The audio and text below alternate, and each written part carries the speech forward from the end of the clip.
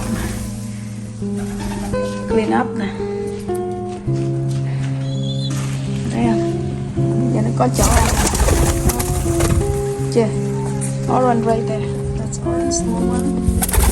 Yellow. Now we've got a room back. Come back to see.